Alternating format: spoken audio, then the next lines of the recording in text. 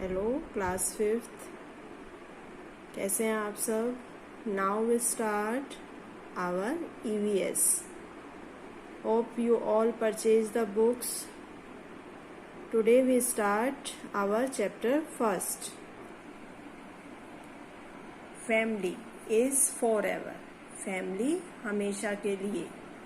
जो फैमिली होती है वो हमारे कैसे कैसे काम आती है, फैमिली हमारे लिए क्यों इम्पोर्टेंट है, आज हम इसके बारे में पढ़ेंगे. तो फैमिली इज फॉर एवर का सबसे फर्स्ट चैप्टर है फैमिली एंड फ्रेंड्स. तो सबसे पहले देखिए, family is what ties us through thick and thin. Together it is easy to achieve a win.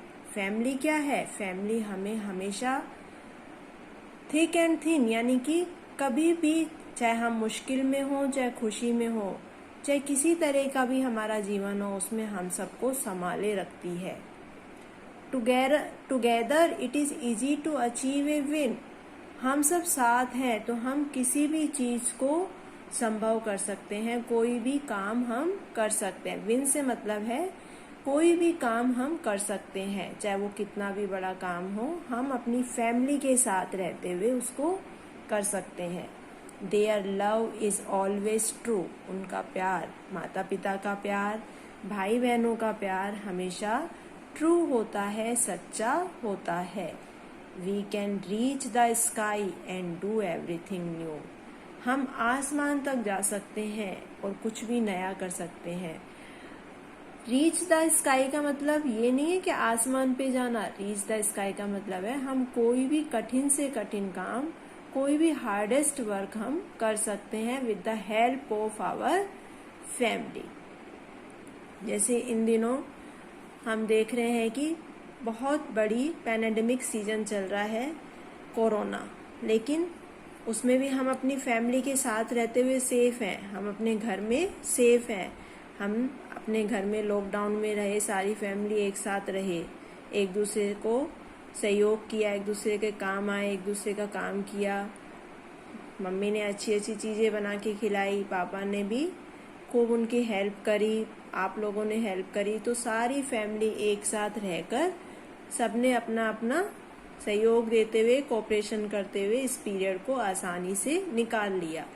क्यों? क्योंकि फैमिली और फ्रेंड्स जो होते हैं वही हमारे सबसे ज्यादा काम आते हैं. फैमिली हमारी स्ट्रेंथ है, थिक और थिन, नाजुक समय में और कठिन समय में.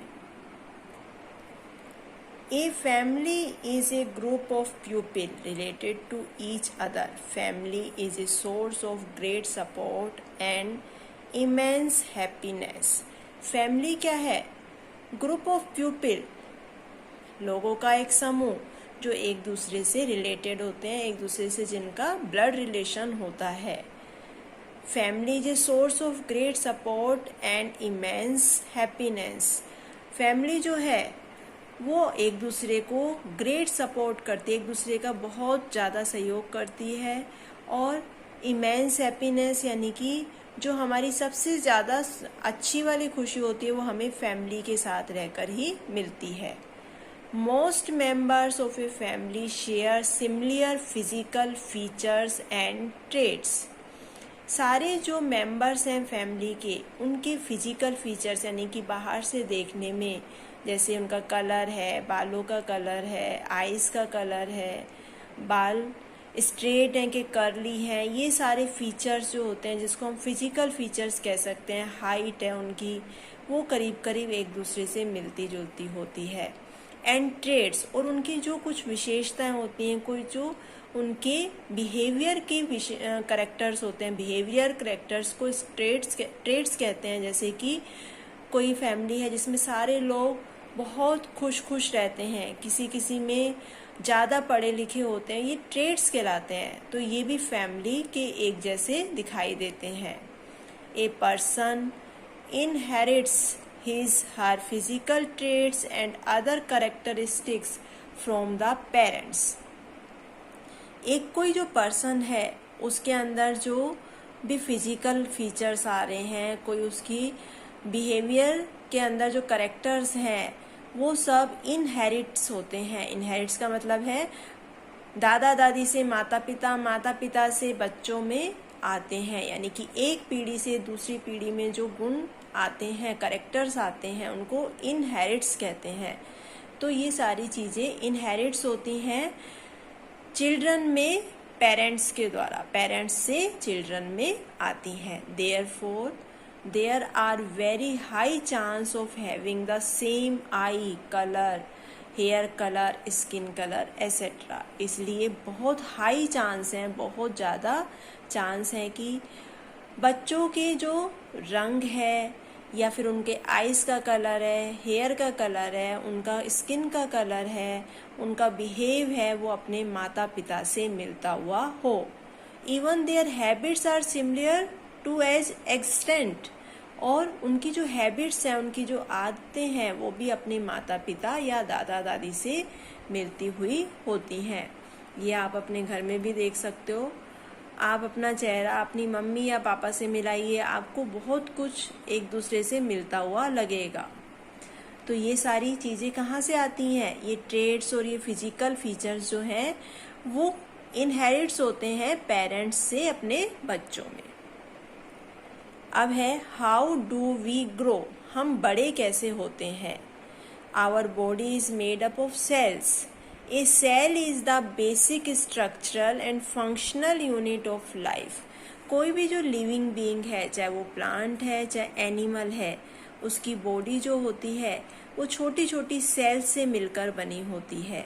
और ये सेल्स जो होती हैं ये हमारी स्ट्रक्चरल और फंक्शनल यूनिट होती है, यानी कि सेल में ऐसे ऑर्गेनल होते हैं जो भोजन को पचाकर उसको एनर्जी स्टोर करते हैं, यानी कि उसमें डाइजेशन हो रहा है, उसमें ऑक्सीजन भी जा रही है, सारे काम उसमें हमारी बॉडी की तरह हो रहे हैं।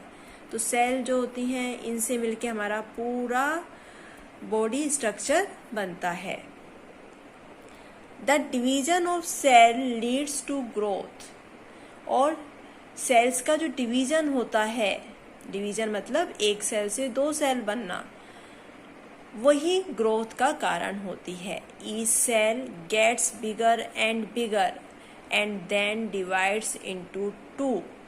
जो सेल है वो बड़ी और बड़ी होती जाती है और फिर वो दो में बढ़ जाती है with the passage of time.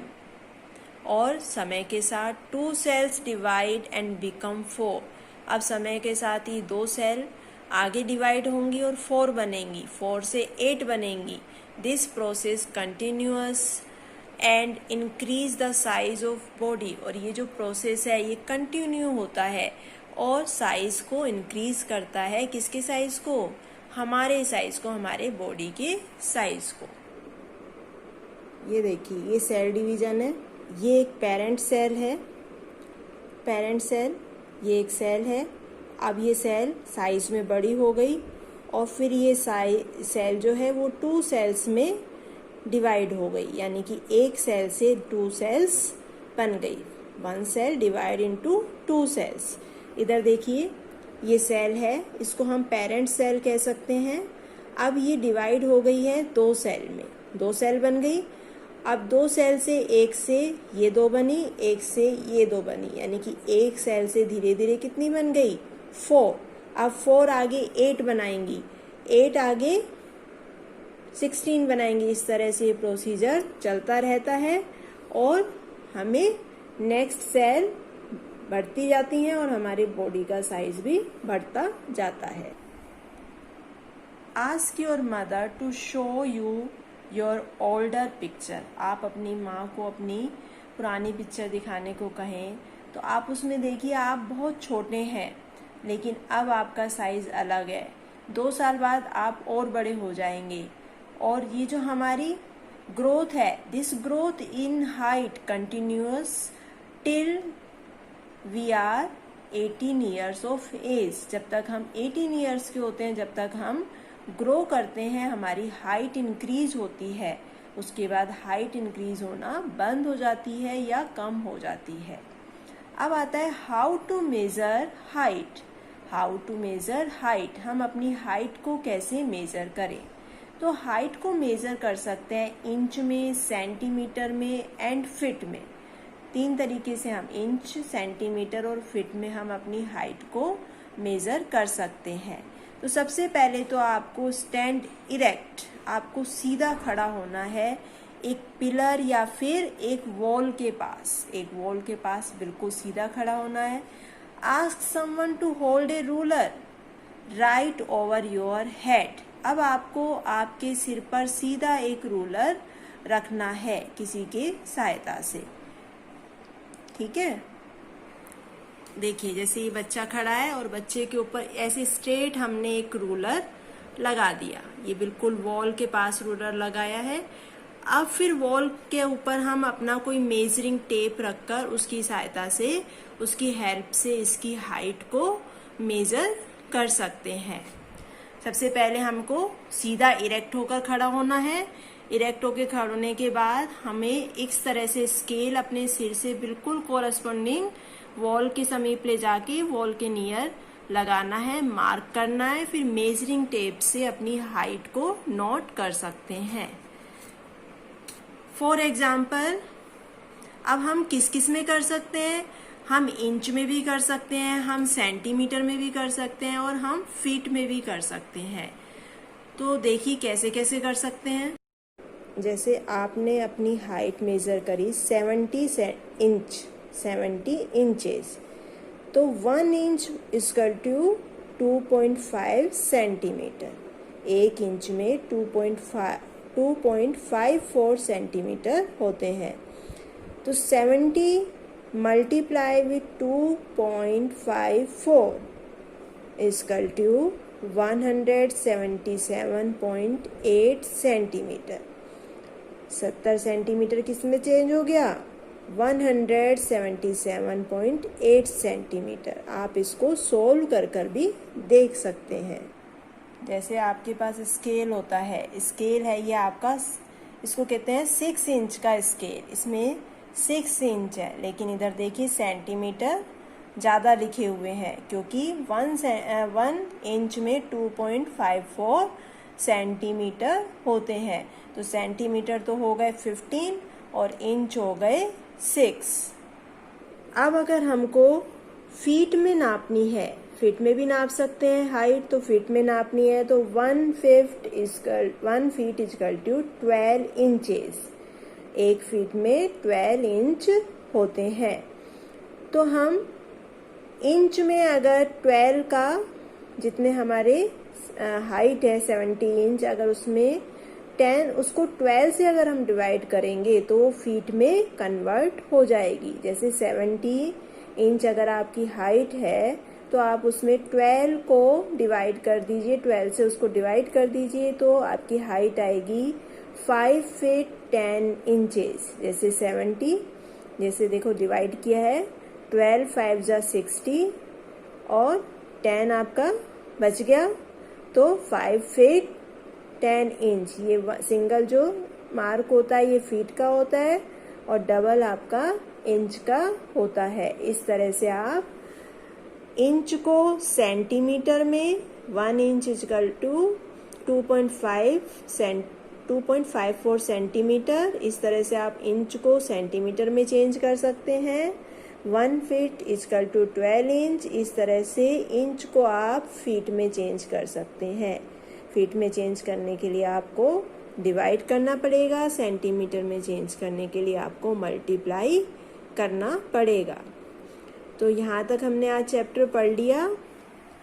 अब नेक्स्ट वीडियो में पढ़ेंगे, उसके बाद हम क्वेश्चन आंसर करेंगे। ओके।